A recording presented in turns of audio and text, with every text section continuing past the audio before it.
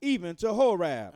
And the angel of the Lord appeared unto him in a flame of fire out of the midst of a bush.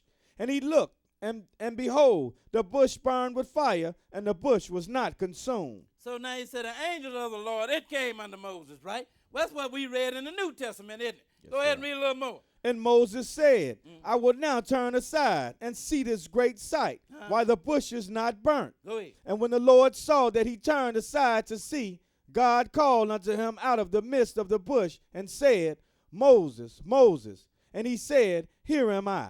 I'm going to just throw this in here, but it lets you know, people talk about how can something burn and don't burn up. Well, this bush is just burning here, and it was not consumed, Yes, right? You got people got a problem with the lake of fire. Well, how they going to throw you in the lake of fire and you ain't going to burn up? Well, you got a bush here that's burning, and it didn't burn up, did it? That's right.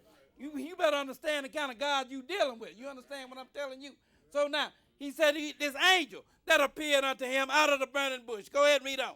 And he said, Draw not nigh hither. Put off thy shoes from off thy feet. Go ahead. For the place wherein thou standest is holy ground. Go ahead and read. Moreover, he said, I am the God of thy father, the God of Abraham, the God of Isaac, and the God of Jacob. Go ahead. And Moses hid his face, for he was afraid to look upon God. Now, who is this speaking? It is the angel speaking. But he said, I'm the God of Abraham, I'm the God of Isaac, and I'm the God of Jacob. In other words, when this angel talking, it's just like God himself talking.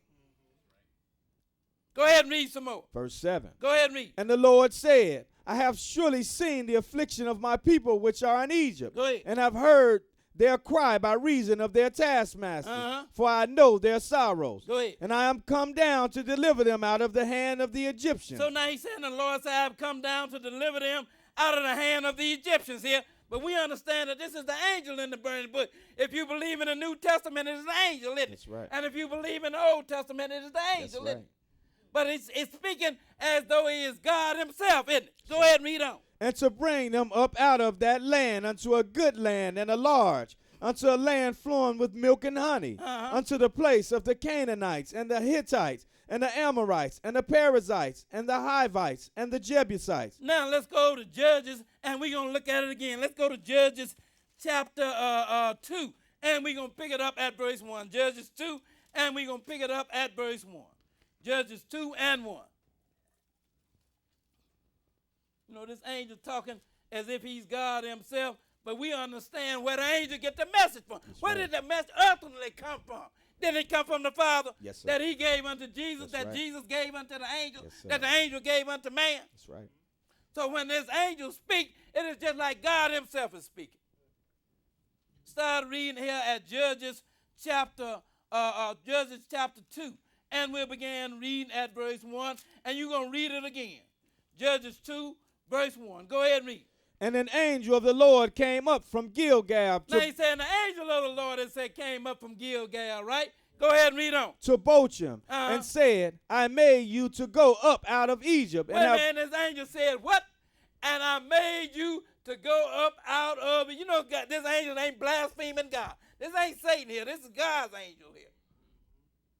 And it said, the angel came up and said, I made you to go up. That's right. Because the Lord sent the angel.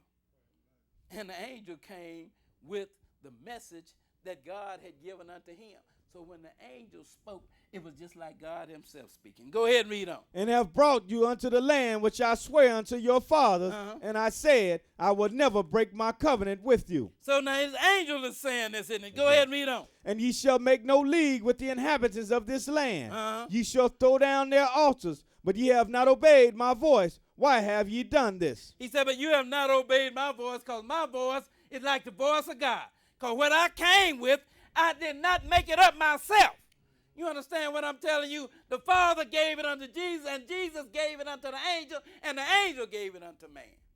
Go ahead and read on. Wherefore I also said, I will not drive them out from before you, but they shall be as thorns in your sides, and their God shall be a snare unto you. Go ahead. And it came to pass, when the angel of the Lord spake these words unto all the children of Israel, that the people lifted up their voices and wept. Now let's go over to Exodus chapter 23, and we're going to pick it up at verse 20, and I'm going to show you what the Lord said about this angel here. Exodus chapter 23, and we'll begin reading at verse 20. Exodus 23 and verse 20. 23 and 20.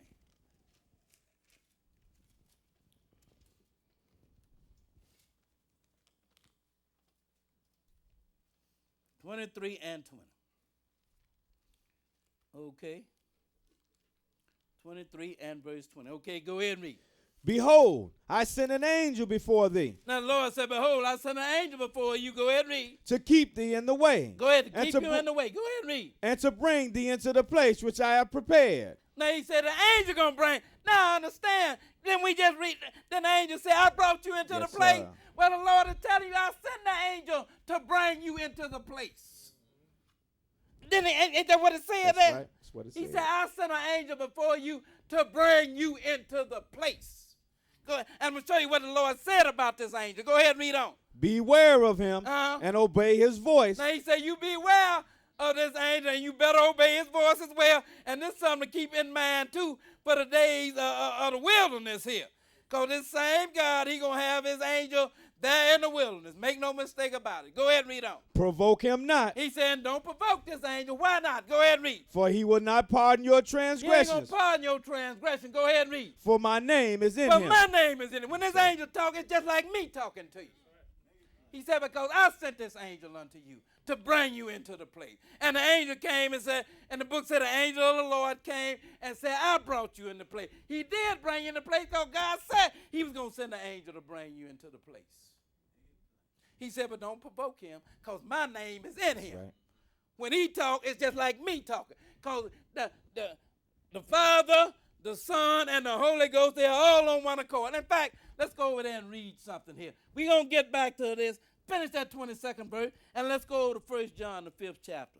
Did you finish that 22nd verse? Go ahead and finish it. But if thou shalt indeed obey his voice and do all that I speak, then I will be an enemy unto thine enemies and an adversary unto thine adversaries. Now he said, if you obey his voice and do all that I speak, then I will be an enemy unto your enemies and an adversary to you. Let's go and read here in 1 John chapter 5 now. I didn't even have this in the lesson, but we're going to read it.